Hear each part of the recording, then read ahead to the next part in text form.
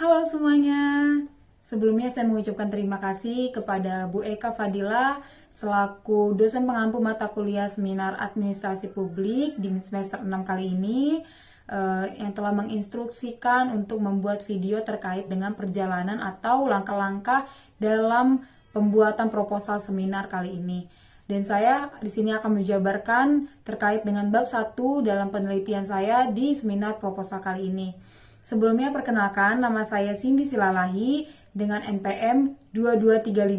155 1618, jurusan Administrasi Publik, Fakultas Ilmu Politik dan Ilmu Sosial. Berikut saya akan menjabarkan beberapa poin terkait dengan penelitian saya di bab 1 kali ini. Oke, tanpa berlarut lama, kita akan masuk ke dalam poin-poin tersebut.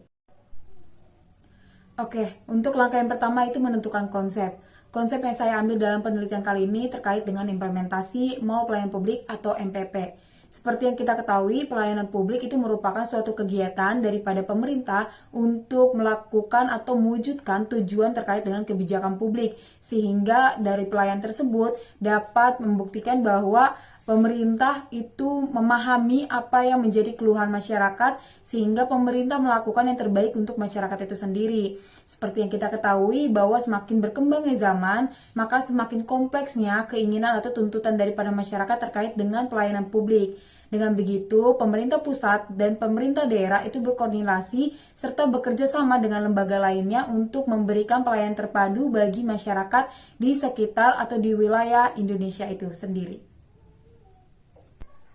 Undang-Undang Nomor 25 Tahun 2009 tentang Pelayanan Publik Pasal 1 Ayat 1 menegaskan bahwa pelayanan publik adalah kegiatan dalam rangka memenuhi kebutuhan pelayanan sesuai dengan peraturan perundang-undangan bagi warga negara dan penduduk terkait dengan barang, jasa, maupun pelayanan administrasi yang dilakukan oleh penyelenggara negara sendiri. Dalam penelitian kali ini, saya mengambil studi kasus terkait dengan Mall Pelayanan Publik di Kota Bogor, di mana langkah yang kedua itu terkait dengan permasalahan. Apakah ada permasalahan di tempat tersebut? Ya, pasalnya bahwa adanya ketidaktahuan masyarakat terkait dengan program dari MPP sendiri atau mau pelayanan publik, yang dimana berarti menyatakan bahwa kurangnya sosialisasi baik dari pemerintah maupun dari penyelenggara pelayanan publik kepada masyarakat untuk memberikan informasi terkait dengan pelayanan yang dibutuhkan atau pelayanan yang ada pada mau pelayanan publik itu sendiri. Peraturan Wali Kota Bogor Nomor 39 Tahun 2019 tentang Mall Pelayanan Publik menyatakan bahwa Mall Pelayanan Publik di Kota Bogor atau dengan sebutan Mall Grah Tiasa itu tidak berdiri sendiri, tetapi adanya pengawasan dan juga arahan dengan dinas terkait, yaitu dari penanaman modal dan pelayanan terpadu satu pintu. Seperti yang kita ketahui bahwa tujuan Mall Pelayanan Publik ini memberikan layanan terpadu bagi masyarakat dengan cepat, tanggap, dan memberikan kenyamanan maupun transparansi untuk berpartisipasinya masyarakat akan program-program dari pemerintah. Akan tetapi dampak yang ditimbulkan dari kurangnya sosialisasi ini bahwa pemerintah tidak mengetahui atau masyarakat itu tidak mengetahui apa program pemerintah terkait dengan mau pelayanan publik dan apa yang harus dilakukan pemerintah ketika dia berada atau datang ke tempat mau pelayanan publik itu sendiri, serta adanya akses terkait dengan aplikasi dari mau pelayanan publik itu yang dapat diinstal langsung dari Play Store, yang dimana masyarakat itu kurang memahami bagaimana cara penggunaannya, bagaimana cara melakukan langkah-langkah awal untuk mendapatkan pelayanannya, dan itulah yang menjadi dampak atau hambatan terkait dengan mall pelayanan publik sebagaimana yang dirasakan oleh penyelenggara.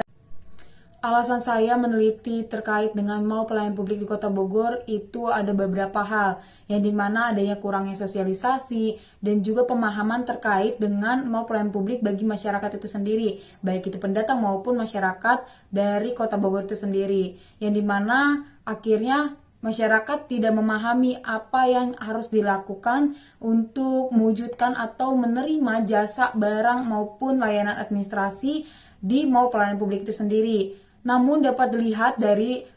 statistik layanan instansi yang ada di MPP atau website MPP sendiri bahwa dari setiap tahunnya itu mengalami peningkatan. Akan tetapi fakta dari lapangan sendiri menyatakan bahwa banyak masyarakat itu yang tidak mengetahui apa itu fungsi MPP dan juga apa kegunaan ataupun layanan yang ada di MPP itu sendiri. Maka inilah alasan saya meneliti terkait dengan MPP di Kota Bogor.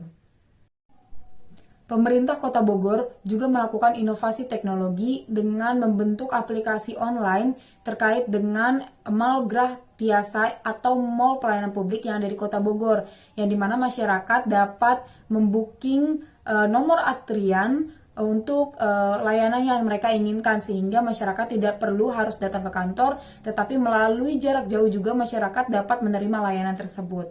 Itulah sebagai inovasi yang dilakukan dari pemerintah daerah Kota Bogor itu sendiri sebagai wujud layanan terpadu yang cepat, nyaman, dan juga transparan bagi masyarakat.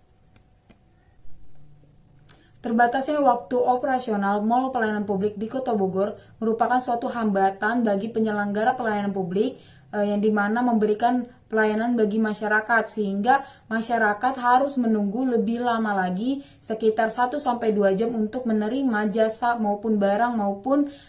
pelayanan administrasi yang mereka butuhkan. Dengan begitu masyarakat jadi merasa bahwa pelayanan ini kurang mendapat sosialisasi atau mendapat pelatihan khusus, sehingga penilaian sampai saat ini masyarakat merasakan bahwa kurangnya maksimal terkait dengan apa yang harusnya menjadi kinerja atau tugas